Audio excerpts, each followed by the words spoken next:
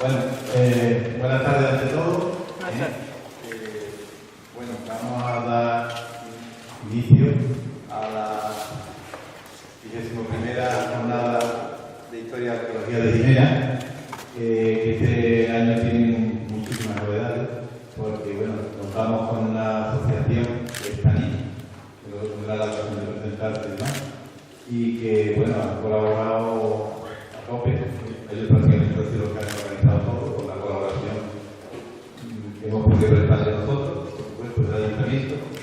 Y bueno, yo voy a hacer muy breve, más que agradecer vuestra presencia, la de los ponentes, y sencillamente pues desearles que tengan una buena jornada, que disfruten de todas las cosas que vamos a ver aquí y de la visita que vamos a poder hacer a nuestro magnífico castillo, con las novedades que se han encontrado en su restauración. Y bueno, nada más, obviamente, pues, disculpar también al señor alcalde que nos ha permitido, porque bueno, tenía un compromiso en San Pablo. Y bueno, nada más, muchas gracias y le paso la palabra a José Reyes. Buenas tardes. Vamos a ser breves todos para ir ganando un poco de terreno, por si alguno quiere más tarde ir al partido de fútbol, a ver si puede ver. Efectivamente, estas jornadas van a ser históricas, vale la redundancia. Estamos hablando de historia, pero estas primeras sí van a ser un hito importante, porque precisamente una de las razones es por la presencia de TANI. El año pasado, en las jornadas del año pasado, surgió la idea de constituir una sociedad, una asociación del patrimonio de Jimena. Yo la verdad que durante gran parte del año estuve un poco dormida, porque primero vino el verano, luego se fue dejando poco a poco, pero desde hace unos meses se reactivó de tal forma que yo soy el primer asombrado de la actividad que han tenido, de la gente que se ha incorporado, la cantidad y la calidad de gente y el entusiasmo que han puesto en la organización de estas jornadas, que espero que sea el primer hito de una actividad cultural en general. Yo creo que con la gente que se ha incorporado también y el entusiasmo, la preparación que yo los he visto y el entusiasmo que han demostrado, se puede esperar cosas importantes en cuanto a organizaciones culturales de Jimena. Otra novedad importante este año va a ser el castillo. Es una pena que no esté terminada totalmente la obra esta de restauración, pero yo he estado viéndola hace un par de días con el arquitecto. Y la verdad es que yo mismo me he quedado asombrado del cambio tan tremendo que ha tenido del año pasado a este. La intervención de este año ha sido espectacular y podemos decir que un castillo que considerábamos fundamentalmente medieval y musulmán, fundamentalmente, ahora resulta que ese era el revestimiento que tenía exterior, pero está emergiendo las tripas romanas de oro. Y se están empezando a ver con bastante claridad. Incluso se puede hacer una visita perimetral, porque han instalado una pasarela exterior que todavía no puede darse la vuelta totalmente, pero en la próxima intervención esperamos que se pueda ver. Los arqueólogos nos informarán mejor de cómo va el tema, pero la verdad es que ha sido un cambio muy importante y yo creo que se abren unas perspectivas incluso para el turismo rural importantes en Jimena como Terrestre. En cuanto al programa de hoy, bueno, ya todo lo tenéis a la vista. Yo creo que se ha confeccionado un programa muy interesante en donde hay algunas conferencias de ámbito estrictamente local, como ha sido la tónica de las jornadas de Jimena, de historia de Jimena, pero también hay alguna intervención muy interesante del entorno nuestro geográfico. La intervención de la Serranía de Ronda, de la Serranía de Ronda en la época medieval y también de la arqueología submarina en la bahía de los Chiles, en la zona de Castellón. De modo que yo espero que sean jornadas técnicamente muy interesantes. Ahora vamos a hablar, en primer lugar, vamos a hacer la presentación de Andrés. Así que empezamos ya la presentación de Andrés. Bueno, el culpable, yo me acuso de ser culpable de haber traído a Andrés aquí. Yo tenía mucho interés en hacer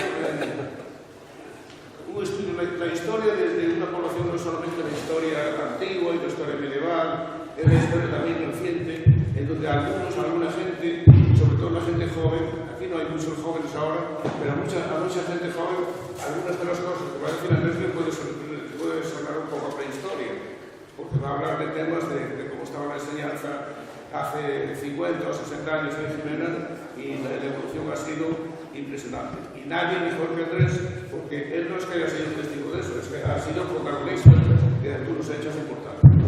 En primer lugar, ha sido protagonista, ha participado de alguna forma, ha sido alumno de aquellos antiguos maestros de campo y maestros rurales que eran perseguidos por la enseñanza oficial, pero que cumplían una misión importantísima de alfabetización y encauzamiento cultural inicial de mucha gente que no tenía acceso a otro tipo de enseñanza. Y luego él mismo yo voy a dar todos lo conocemos aquí, pero yo voy a dar unos breves rasgos biográficos de Andrés. Empezó en el colegio, empezó a narrar de maestro, luego estuvo en el colegio Reina de los Ángeles hasta el 74, si no me equivoco, que se fue a Algeciras. Es profesor de GB, en Algeciras fue corresponsal del Diario de Cádiz, colaborador de la SER, gerente de Europa Sur, jefe de deportes y cronista taurino y administrador en este mismo periódico hasta hace pocos años que se ha jubilado. También fue conductor de las jornadas taurinas, si no me equivoco. Director. Director. O sea, que tiene un currículum amplio en cuanto a su trayectoria profesional fuera de él. Pero a nosotros nos interesa fundamentalmente para la conferencia de hoy es que simultaneó que he puesto aquí la enseñanza en el colegio Reina de los Ángeles con el colegio Libre Adoptado, que se estableció en los años 60 y que realmente era un preludio de lo que luego pudo ser el instituto. Lo que pasa es que el Estado solamente ponía un licenciado en letras y otro en ciencias. Y el resto era profesorado de allí con mucha más buena voluntad que institución, pues sustituyeron lo que no ponía el Estado e hicieron una labor importantísima. Pero aparte, Andrés, concretamente en esos años, en colaboración con el profesor Eduardo López, hizo uso de los cimientos de lo que podemos llamar la prehistoria de la arqueología chilena, con la famosa Operación Rescate, donde tiene una importante información de la cantidad de cosas que se encontraron aquí y que hoy me parece que están en poder de la ayuda de don Eduardo, y que a lo mejor en lo sucesivo puede ser posible poderlo rescatar si conseguimos por fin tener un museo aquí. También fue el promotor es entrenador de baloncesto y aquí fue el que implantó el baloncesto. Yo creo que es la primera vez que se practicó aquí en un deporte que no fuera el fútbol. O sea, mucha gente de la época de él saben la labor que hizo como impulsor del baloncesto en Chile. También fue creador de la Peña Flamenca, junto también con su hermano José María y algunas otras personas, y hizo una serie de labores en la enseñanza y en otras actividades que yo creo que es lo que nos va a recordar ahora, y creo que va a ser muy interesante su intervención. Nada más.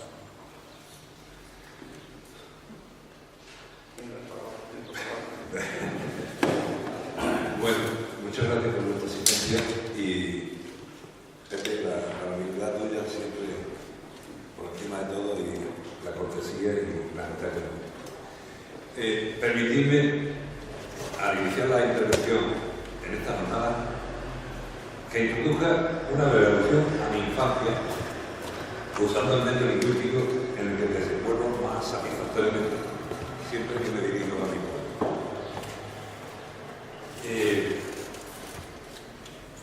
damos un poco de esta suelta de la imaginación y empezar diciendo que son planetarios de justicia estrellándose sobre la pintada piedra y la reluciente cal de una calle.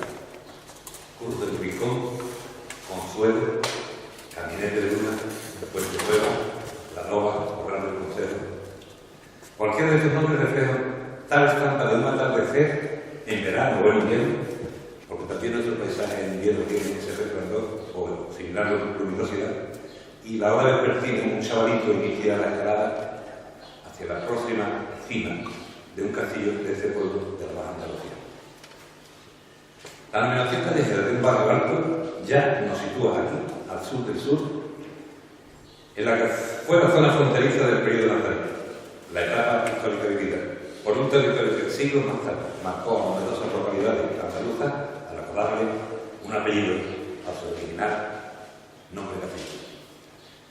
Nos ubicamos en los años 50, recién acabada la posguerra, después del golpe de Estado que desbancó al gobierno republicano hablado por la UNA y que desembocó en la prolongada dictadura militar de General Franco. Y recién finalizada la etapa precedente, años 40, más conocido por los años del hambre, un pequeño delgaducho, rubio y vivaracho escala diariamente de las callejuelas que han de conducirle hacia otra más elevada y muy próxima a las almenas del luminoso castillo, cuya explanada interior se había convertido en huerto y espacio de juego para los pequeños. Justos, una de sus antiquísimas y centenares viviendas, era el lugar elegido para recibir la prohibida enseñanza que con el tiempo forjaría su personalidad. Adiós, Pepe, saludaba respetuoso al pasar al zapatero que aplicaba sobre la suela un cabo envuelto por la cera, afanado en corregir los defectos producidos sobre el calzado, botas o sandalias ya desvencijadas por el cotidiano uso sobre el terruño o los riscos. Pasando los cabos entre los agujeros por la punzante. Aquel tradicional saludo entre vecinos, ya en desuso, no transmitía el miedo interno que sentía Andrés aferrado a la tarea. Hoy equivalente a mochila. Envoltorio en la acera donde ocultaba la enciclopedia Grado Medio del Armado Calvo, la pizarra de la que colgaba un pizarrín sujeto por una cuerda, la libreta de 2 rayas, un aroma de rural, lo más elemental para iniciarse la lectura y escritura, el aprendizaje de las 4 reglas, operación aritmética y del incipiente dominio en el tratado de la letra cursiva inglesa. Entre 4 paredes desvencijadas y sudorosas que sostenían vetustos cuadros de antepasados, aguardaba un profesor autodidacta, extremadamente autodidacta, casi recién llegado al pueblo tras salir triunfante de 3 penas de muerte frente a un tribunal militar. Esta autodefensa aconteció en Alicante en los años 39 y 40 del pasado siglo.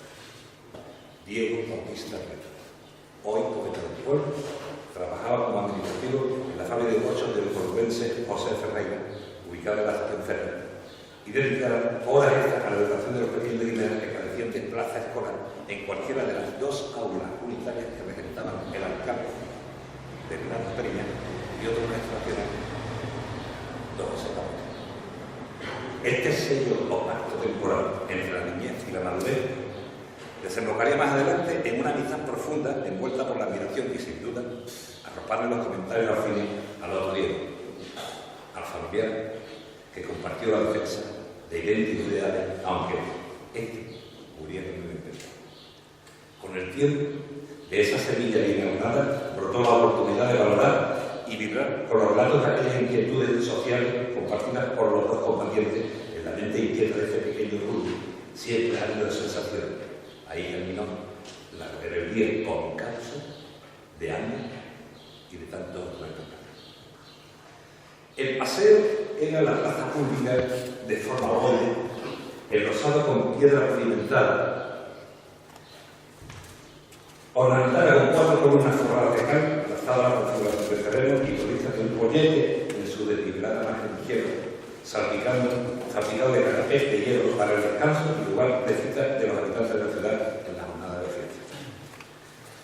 Anecdóticos los paseos de un extremo a otro, de jóvenes y mayores, aguardando el comienzo del cine, verano o invierno, o de la cita obligada para iniciar unos lazos de amistad más profundos, o el recorrido por los bares anexos, Cuenca, Vecina, Pilar, Rebolledo. Al fondo de la plaza, el viejo campanario, un nido de primillas y otras rapaces, símbolo único y desafiante de la derruida parroquia Santa María la Colorada, abatida por los cañonazos que lanzaron desde el Cerro de los Ángeles las fuerzas invasoras que llegaron a nosotros.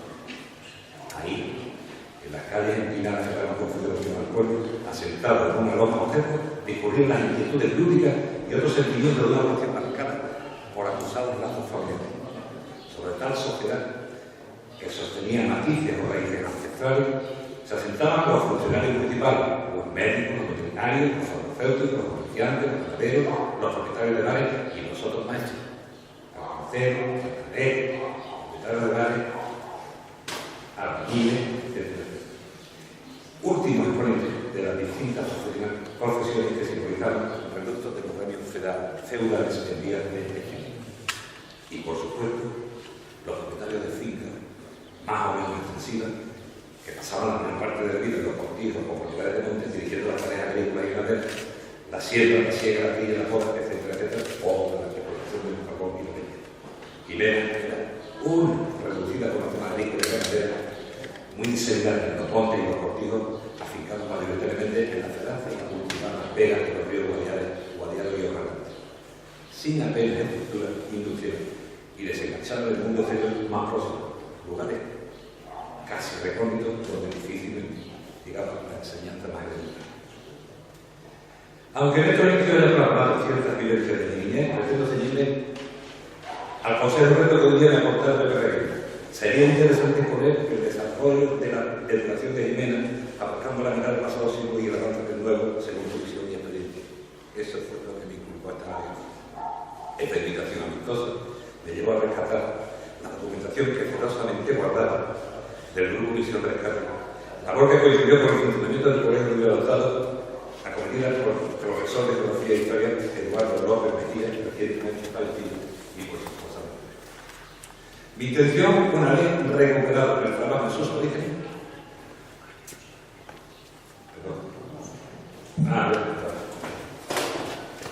decía que mi intención, una vez recuperado el trabajo en sus orígenes, como director de aquel grupo local, se imponía Radio Nacional de España, no es otra que divulgar la prehistoria de la historia, según lo ha definido Pepe ahora en el comentario.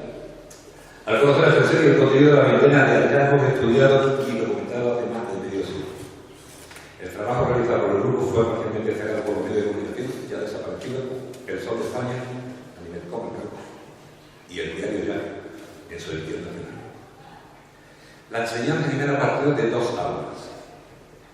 Tras esta pincelada de los objetivos acontecidos de Guimera, en los recuerdos del 50 solo había dos aulas unitarias para niños presentadas por don Bernardo Periñán, más alcalde que el jefe. En la vivienda OSD de Academia. Y don José Zapote, que ejerció en el solar de la actual biblioteca, frente al viejo correo. Y una para niñas presentada por don Julio Pérez Navarro, en el fondo de su propio domicilio, con unos ventanales de recuerdo que ofrecieron sus vistas al frío.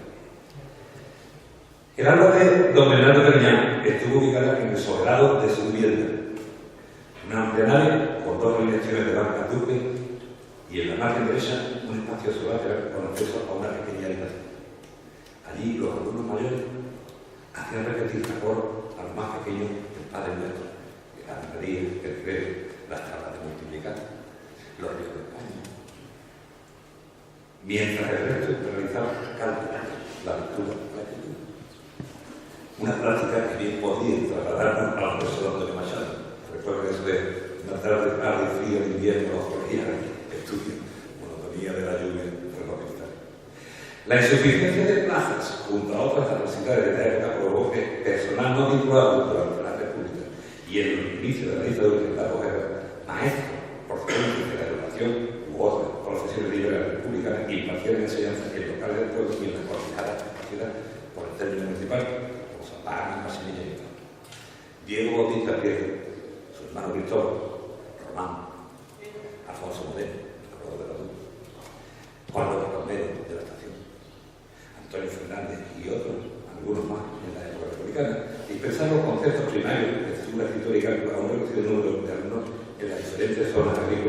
y de los voluntarios. La labor desplegada por algunos de estos profesionales autodidactas motivó la llegada de varias generaciones a un nivel de estudio impensable. Recuerdo que en mi infancia, cuando asistía a la escuela de Pedro, en varias ocasiones esos maestros fueron denunciados ante el tribunal civil por el propio alcalde de la época. Se lo ordenaba el gobernador civil y el alcalde lo tenía que denunciar, argumentando que ejercían la que siempre he denominado como la enseñanza ordinaria. Y allí en verano, algunos estudiantes de bachillerato que cursaban estudios fuera, como Juan Luis Rodríguez, Ángel Durán, hijo de Antonio Julio, y Joaquín Ita, médico, gente de estudios universitarios, pues participaban de aquella enseñanza prohibida y sancionada de la calle Yuto. Sin congruencia, ¿no? El hijo de una profesora titular de la época pues daba clases con el maestro republicano. ¿No? Son casuísticas. Bien. Años más tarde, la Comisión Comarcal de Servicios Técnicos siempre critica por el Instituto, por el Gobierno de la Nación, por la redactar y agilizar los planes de desarrollo de los 7 municipios de la comarca, empezó a configurar parte del equipamiento y de infraestructura que ahora tenemos en el plan de la Comisión Comarcal, por sus fracasos y éxitos, aportó infraestructura para que Jiménez, siempre inmersa en un profundo ostracismo, descolgara y iniciara su proyecto. Si esto fue un elevado porcentaje del presupuesto llegado de Madrid, se desviaría bastante, es decir, en detrimento de los demás municipios de la comarca. García tenía una estructura, tenía sus redactores, tenía sus arquitectos, tenía su personal cualificado, y cuando llegamos los dineros, los primeros proyectos que había eran los de dinero destinados a los de García. Y nosotros, a los barrios, nos quedamos un poco perdidos. Puede decir que por una u otra circunstancia los efectos de los planes de desarrollo no alcanzaron los objetivos previstos. Las exigencias cantidades de dinero que encaminaban a establecer unos parámetros de su desarrollo no permitieron mitigar el desfase de nivel existente respecto a los estados. Esa fue la causa de su guerra. La picaresca española ya existió, sin que ningún gobierno de esta o aquella ideología la platicara. Las empresas que se ubicaron en los polígonos industriales de la comarca desaparecieron con prontitud y todavía aquí tenemos el ejemplo refutable de la fábrica de Portugal. Tras la desaparición de las ayudas financieras, de la maquinaria, de las promesas incumplidas de creación de trabajo y la constatación de otras irregularidades. Volvamos a la educación. Con el tiempo el concepto de aula unitaria fue desaparecido. Más cercano los nombres del riojano Antonio Cuchán y María Flor, su esposa, José María Delgado, Pedro Romero, Francisco Manzano, Luis González, Ana Rosa Zapata y otros aumentaron el número de aulas esparcidas por diversos puntos. Puntualmente, según los suspensos, los estudiantes de la época recurríamos a la iglesia. Teníamos que hablar también de lo que los sacerdotes, Padre Sánchez, Mariano, Francisco Rey y otros estudiantes de mayor edad, Antonio Perejil, construyeron a profundizar en el latín, en los idiomas, las matemáticas, por la música, dada la creencia del centro educativo de nivel superior. Algunos profesores señalados, conscientes de la demanda de una juventud que priorizaba más atención en el plano educativo y cultural, decidió para la educación crear, asociaron y crearon la Academia Palazán.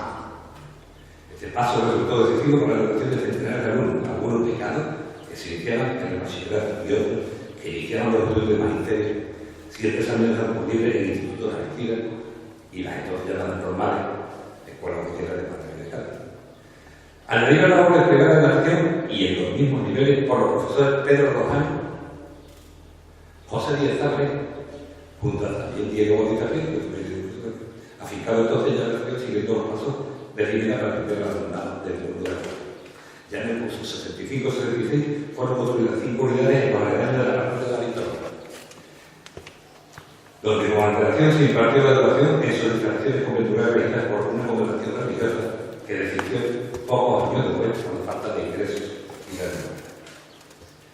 Hace medio siglo, recién iniciado mi profesión y llevado por el Instituto Educativo, apareció la oportunidad de dedicar el tiempo disponible a la que llaman la revolución del manufacto. Casi una decena de equipos, senior en competición, los juveniles, conjunto infantil ganador del trofeo Corriendo Bien, trofeo a nivel comarcal, y a los 2 años está funcionando, ganar ese premio en los salesianos ángeles, que ganamos todo el equipo de Campo de Libertad, la línea ángeles.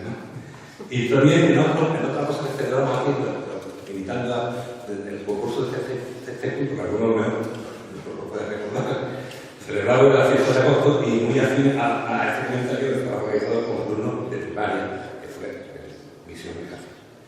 Allí, en esas 5 aulas, junto a José Luis Martín, Antonio Álvarez, Manuel Placova y Alejandro Hernández, estuvimos haciendo la celebración del Colegio Nacional Reina de los Ángeles en el curso 78-79. Todo un avance dado su equipamiento, salón de actos, gimnasio, comedor. Poco después, el Ministerio de Educación y Ciencia centralizó la enseñanza y logró otro salto cualitativo y cuantitativo, trasladando a los alumnos en autocares hasta el Colegio Nacional de los Ángeles. La nueva ley de educación, según informó el director Quinta Ferro a la dirección del Estado Centro, absorbió a la adopción escolar de Sevilla, de Carragán, de Montevideo, Los Ángeles. Se aplicó a la educación general básica, la EGE, conocida. Luego viene la 12. Bien. Con recibido libertad desde el primer colegio de la comarca hasta el quinto, sexto y todos los cursos. Esta reforma educativa importantísima y necesaria reportó muchos beneficios al alumnado al disponer de profesores especializados y material educativo apropiados para la asimilación de la materia. Luego, con la llegada de ESO, entraría en acción otros colegios de la sección Irimena, la Ríe de la Náufrago, de bachillerato, los módulos forestales, empresarial, etc. Con anterioridad mediados de la década de los 60 comenzó el Colegio de Adoptados e impulsó el desarrollo de unos niveles educativos intensos, unos niveles intensos. Pasar de la educación primaria al bachillerato y de ahí a los planes de magisterio u otras carreras medias. Fue un salto inesperado e imprevisible y el despertar de un profundísimo detalle para las características de Jimena, su ubicación en la zona norte del Campo de Libertad y su acusada desconexión terrestre con Cádiz y con Málaga. Con antelación, los escasos estudiantes que tenían acceso a la ciudad se desplazaban hasta la esquina del Víctor, ubicándose con familiares o amistades, dada la escasez de los recursos, la ausencia de becas, etc. Ahí, en ese centro pequeño, después de un curso de esfuerzo de acción por el pueblo, celebraban las pruebas en junio o en septiembre, que dejaba la superación o el suspenso en el curso de tradición. En ese centro libertado de pequeño y toda la ciudad se facilitó la colaboración de centenares de alumnos de San Pablo, Jimena, la estación Montevideo e incluso Naucino y otros núcleos en los 4 cursos de la ciudad. Su homologación permitió la realización de exámenes en Jimena, otro hito, facilidad que aumentó el número de alumnos al permitir además con cierto avance económico y social a lo largo de los años 60 y 70. De este nuevo estado se retiraron otras alternativas culturales y deportivas que aportaron con un entusiasmo los jóvenes estudiantes y no estudiantes afectados por esas posibilidades de participar, de sentirse realizados, de la rienda suelta, de la competitividad sana y generosa que la niñez y la juventud adolescente entendamos de atención. Otra vez el paseo, el centro de la ciudad, carente de juego deportivo, de gimnasia, etc., porque hay centros de organizar entrenamientos y competiciones, principalmente de baloncesto. Y después de los partidos, las celebraciones y rivalidades tenían lugar en otro bachiller en ámbito club, boys, scouts. Convocación musical y situado el barrio completamente en un salón del patio de la iglesia de la iglesia. Allí, ese movimiento universal y rebelde que tuvo público con los Beatles fue una avanzadilla cultural emanada de la misma juventud. Juan Ignacio Filio, José María García, Francisco Otoño, Muñoz, Sebastián Jiménez y otros celebraban reuniones unidas por la música y las grabaciones antes y por partidos, reunían a los deportistas, formando amistad y ciertos arroyos propios de la edad. Algunos alcanzaron un liderazgo aceptado por el resto, estableciendo nuevas normas de comportamiento que afectaron al deporte, la música, las corrientes culturales.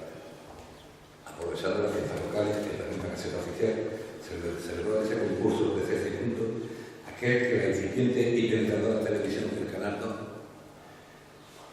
acercaba a los hogares pudientes, entonces no había televisión, y a los padres de la población.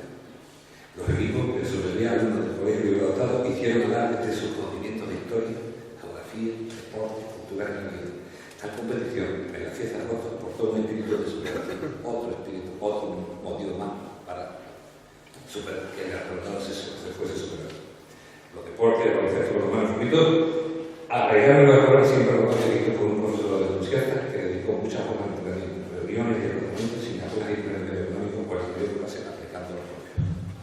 Y vean, en aquella época de los 65 a 75, por primera vez en su historia, experimentó una explosión académica y cultural. Organizó con el apoyo municipal y empresarial unos campeonatos locales, categorías juveniles e infantiles, habiendo títulos importantes en varios circuitos nacionales a nivel expo.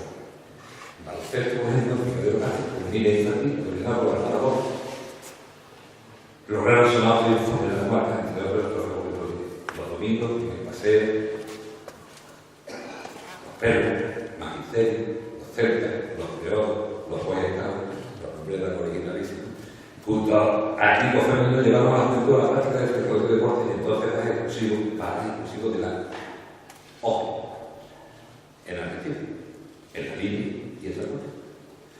Los equipos, bajo una fuerte prioridad a la que se unían las universitarios que volvían y en las vacaciones, mantenían luego amplios debates y discusiones en ese grupo.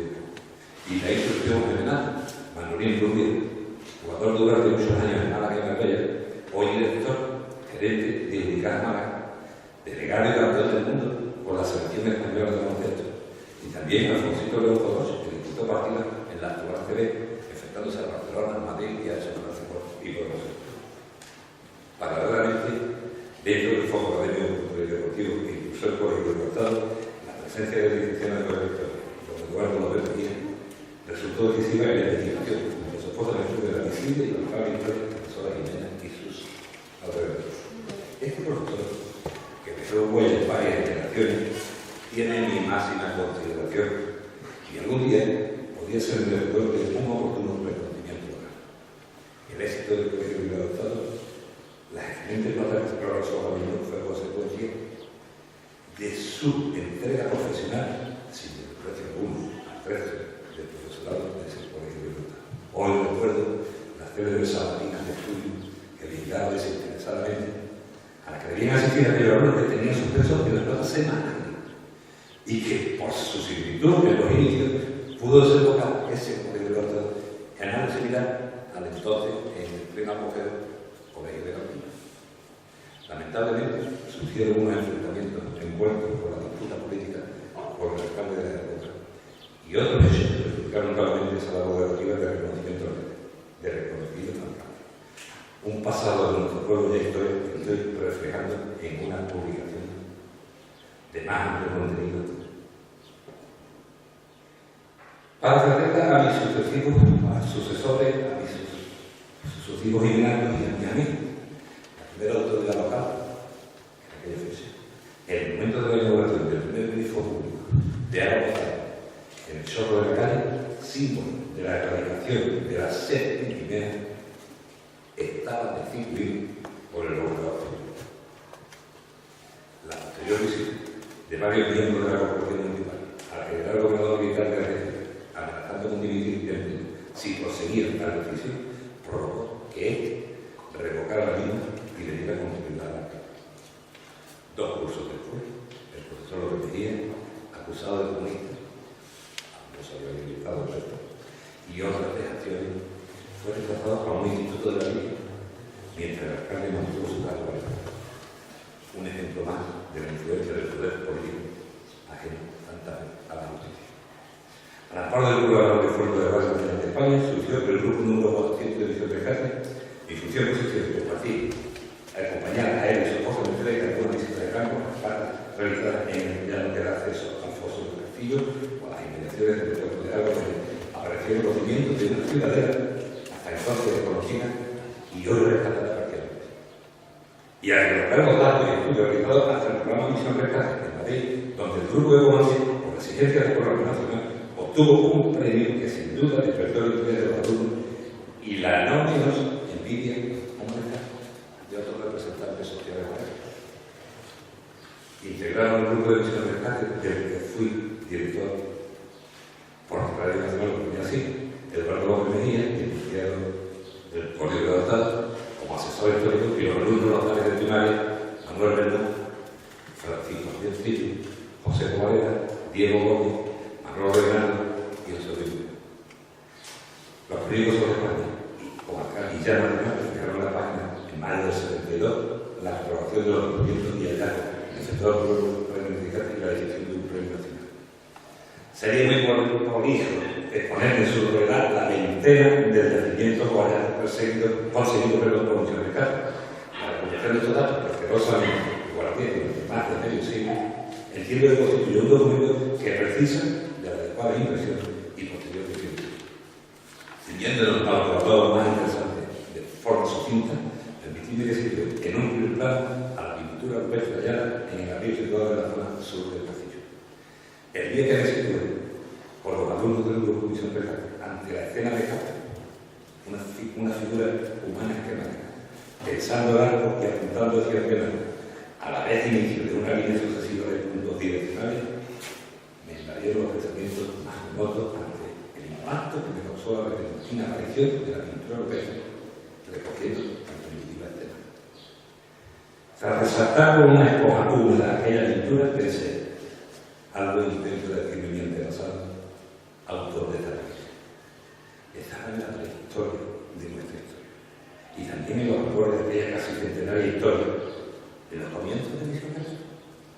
El antiguo, refugiado de los vientos de levante, oculto por la maleza, pero de carestía de homologación en aquel momento.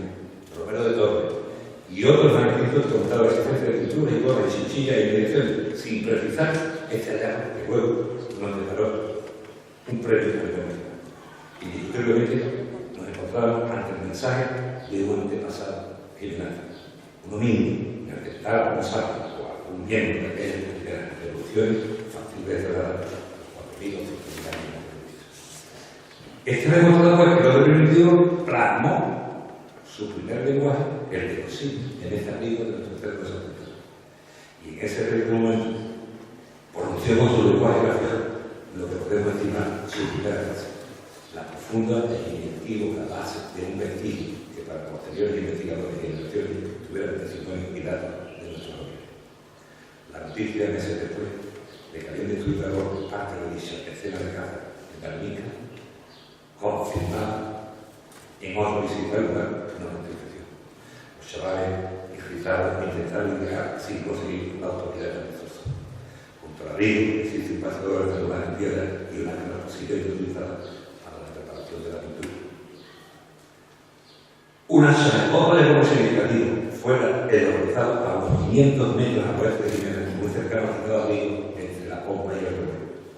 Dos fuertes vertimientos de agua que mitigaron la seca original durante siglos. Una zona elíptica de las llamadas colores de carga de 26 centímetros de longitud y un perímetro aproximado de 21 centímetros. A nada en superficie, lo que presentaba la dificultad de la localización de un movimiento marino.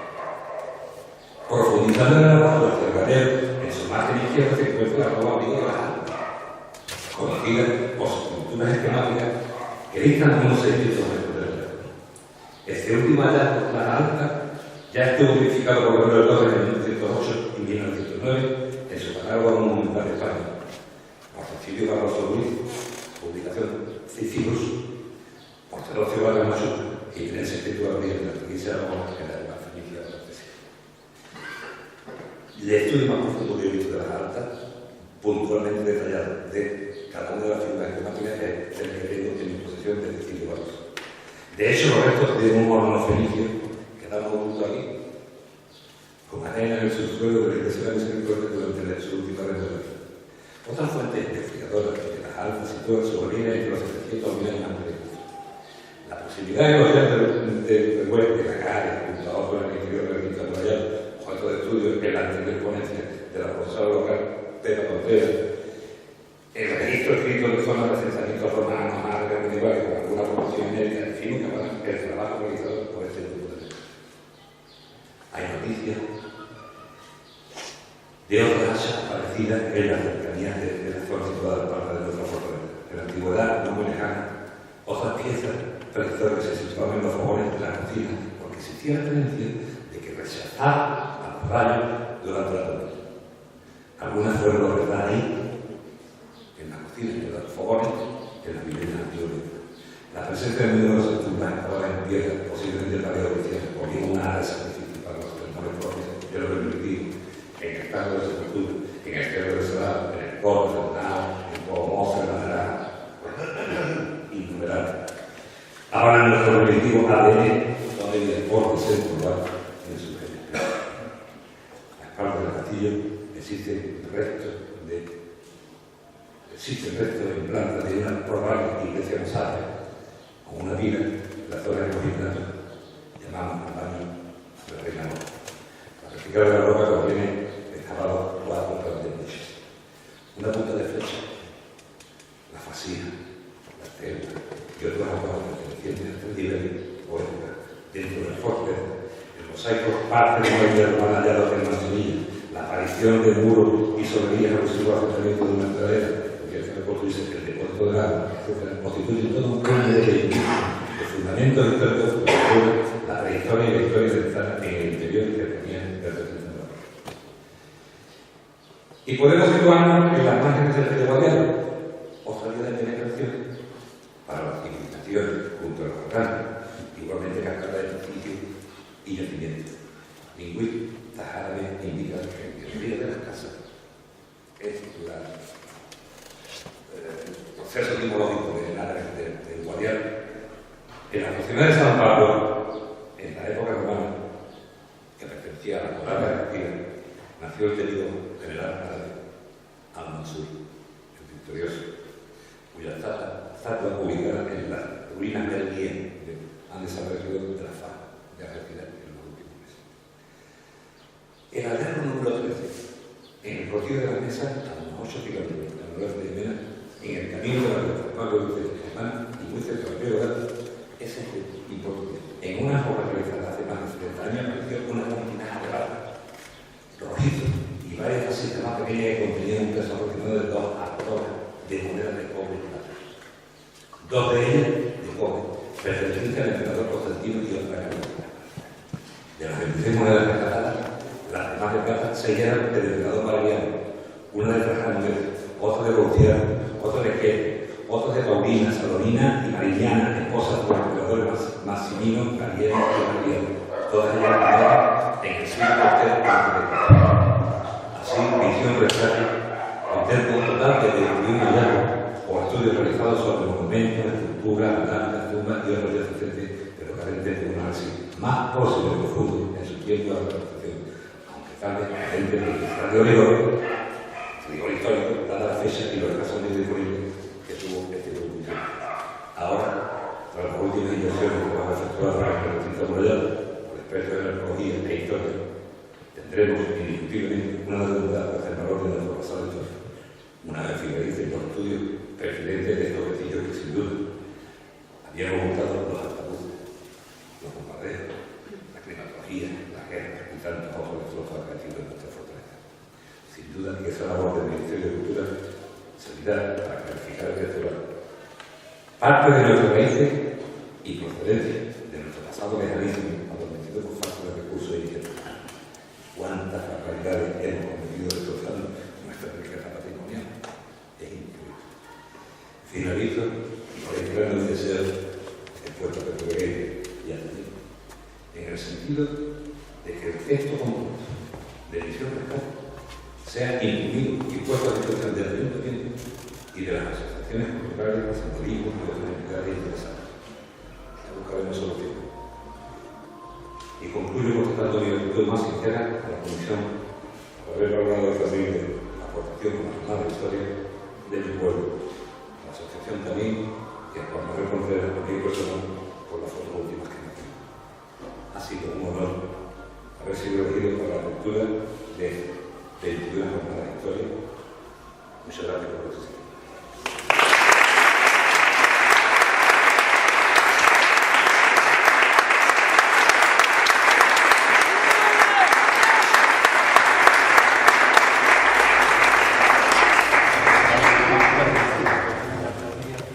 Aquí dejo un ejemplar de la propiedad de los hallazgos y si alguien quiere hacer alguna pregunta sobre la casuística de esta, por todo gusto para hacerlo todas perfectamente en el listado, en la página, en el sitio, por alguna clase. Esto es visión real. Y hay que cogerla para mí y para Muchas gracias por esta lección magistral que nos ha dado y por el apreciable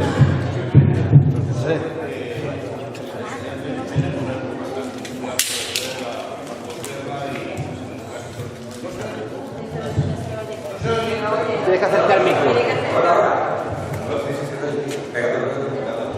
Sí. Ahora. Bueno, digo que le doy las gracias a Andrés por la lección magistral que nos ha dado y por el inapreciable documento que nos deja, porque se ha tomado la molestia de escribir pues lo que ha sido la historia de la enseñanza mexicana y mucho más, de la evolución deportiva y de la operación rescate, que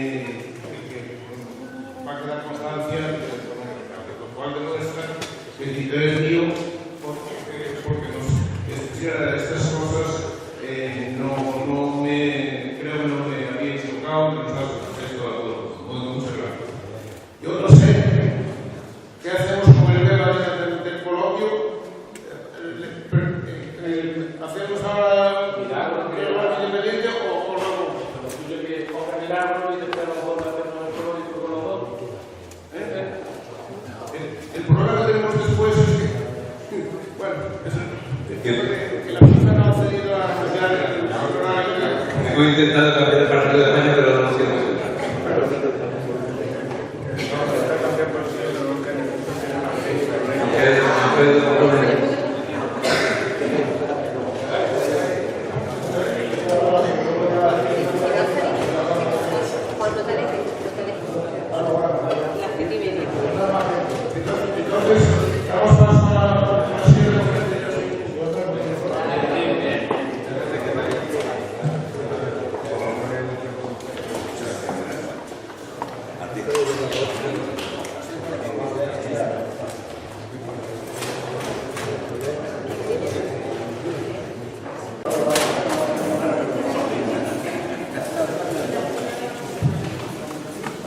Buenas tardes.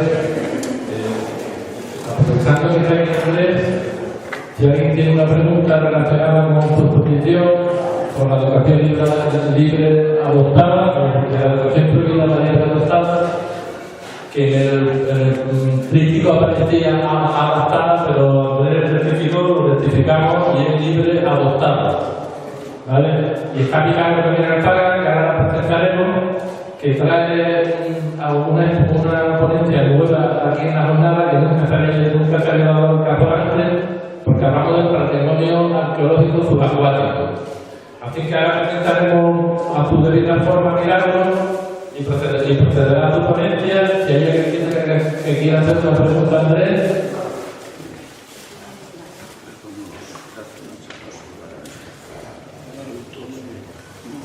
Yo quería preguntar a Andrés algo más vinculado a la faceta deportiva que él promovió muchísimo.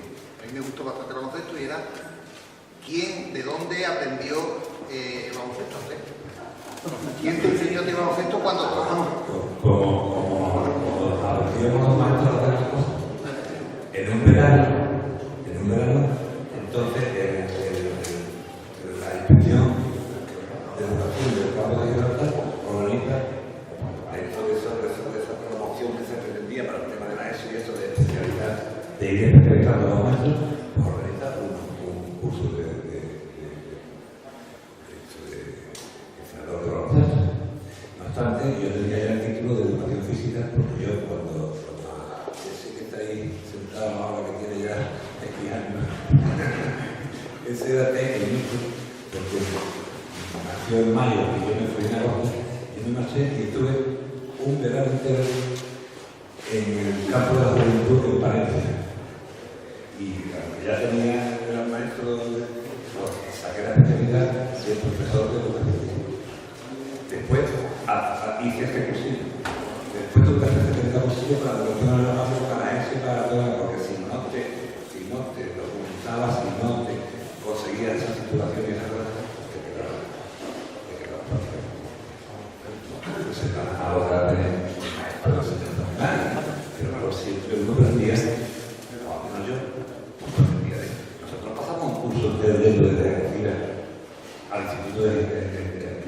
Guinea, hace 5 años, nos pasamos un entero a recibir clases de las distintas especiales de historia, de inglés, de matemáticas y cosas. Dando clases, terminábamos las clases a las 5, no sé, cogíamos los coches y íbamos a entender y volvíamos a la de noche. Sin ningún tipo de aportación económica ni nada, del propio bolsillo. Y ahí estuvimos los cinco que estuvimos aquí arriba, que luego nos incorporamos por ejemplo de Estado. Ya se estaban preparando por nosotros. Pero entonces no, solamente había dos licenciados, uno de ciencia y otro de cada uno ya con su curso especial y ya nos incorporamos a ese tiempo. Ese fue. Ricardo, en primer lugar, gracias Andrés por habernos retrotraído a aquella época. Yo también me he visto en alguna foto por ahí y conocí algunas de las fotos y las hemos publicado, pero me ha llamado la atención una en la que hay un grupo de baloncesto femenino. Ese equipo de baloncesto femenino, ahí está, bueno, fíjate, está la actual mujer de Castilla. Malagón, Charito. Los dos siguen de Malagón. Mi prima Irene de la estación. Shari la Resarte. Bueno, pues ese grupo ese también participa, también juega. Porque tú imagínate que aquella fecha, las mujeres jugando con una faldita corta jugando en el paseo de baloncesto. Eso estaba casi prohibido por. Estamos hablando de 70 y algo, ¿no? 70 y poco, ¿no? Años 70, ¿no? No. Antes. Eso empezó en 68, 69, 70, 71. Yo me fui y se quedó el colegio pilotado, yo me fui en el 74. Yo me fui aquí en el 74. Curso 73-74. Andrés, una pregunta que cuando estuvimos hablando, ¿a qué edad fuiste maestro ya con oposiciones aprobadas?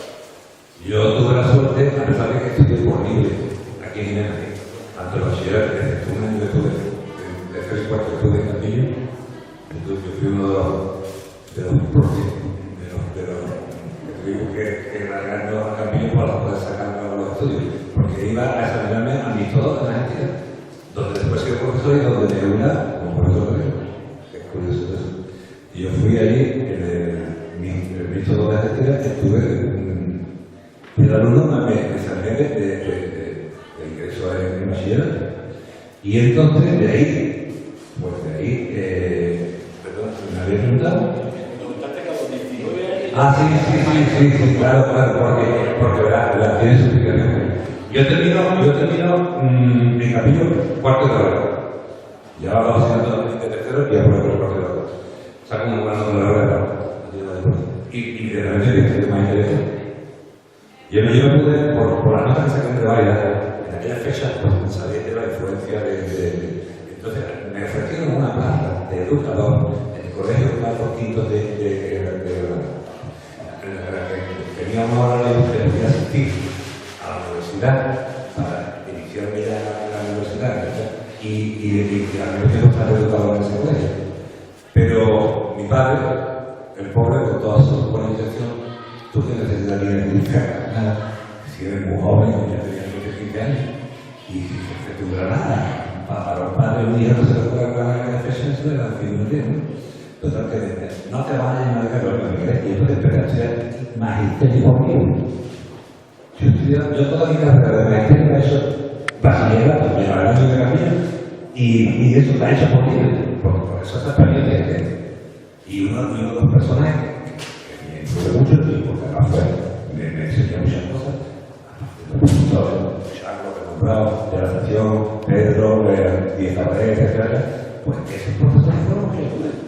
Y yo iba a examinarme y me quedé en el último curso del tercero, recuerdo que digo, literatura y música. La música la estoy dando con el padre Alegre. Porque claro, aprender a hablar de sol, el grado de escena en aquella época, en un pueblo como Guinea, donde lógicamente no había nada en medio ninguno de ¿a quién recurría? Pues a la iglesia, como he dicho, que para el medio de clases de música. Recuerdo la cabeza de la cabeza. Entonces, pueblos, con 14, 15 vengo de Campillo, de manifiesto, primero, segundo, tercero, reválida y oposiciones. Y yo en el curso 63 tenía 2 asignaturas pendientes de hacer. Me presenta una prueba, me presenta, hago el campamento, que claro, hay que hacerlo como lo obligatorio, en el Vigil que yo en la media, y inmediatamente se convoca la oposición, me presento a la oposición, y en el mes de mayo, antes de cumplir los 20 años, tenía mi solución. Claro. Recuerdo que llegué a la Cástica, en la moto de semana, una vez que tenía, y cuando llegué a casa de mi novio, le dije, ya podemos casarnos. Yo ya tengo suerte. Podemos ya crear nuestro hogar, tener nuestros hijos, pero así empecé y vino por donde voy. Tengo ya 14, entre nietos, entre 9, así fue. Condicional. Cuando yo llegué a Benarrabal, que fui a la universidad, tuve 2 cursos, 20 requisitos. ¿Alguna pregunta más?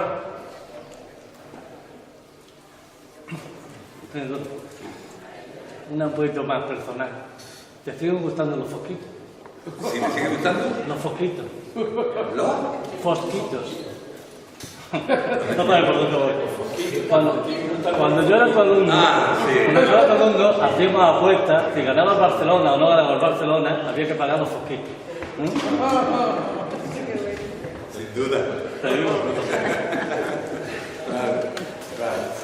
No, es que era interpretar los fosquitos porque yo, en la última etapa mía, estando yo en el instituto, en el mito y antes tú me gustó, pues resulta de que al alumnado mío, por las amistades que tenía esta cosa, yo tenía un listado de los productos que tenían impactos cancerígenos, el edulcorante, el conservante, el F-50, y un médico amigo mío, me decía, cuando llevaban los alumnos las trompetas esas, no sé cuánto, las cuernas, no sé qué, esos tochos de lo que es el fusfat, ¿no? De la comida rápida, fácil. Entonces, eso, yo le decía, abre esto, lee aquí, esto es cancerígeno. Me miraba al alumno y decía, maestro, ¿por qué no digo eso? Profe, no digo eso. Esto es cancerígeno. Tiene ese conservante, tiene este edulcorante, tiene esto, tiene esto, tiene esto. Y eso es otro. Y cuando le enseñaba la lista, no probaba ya ni fosquitos, ni donut, ni nada de eso. Bueno. Se nos va el tiempo.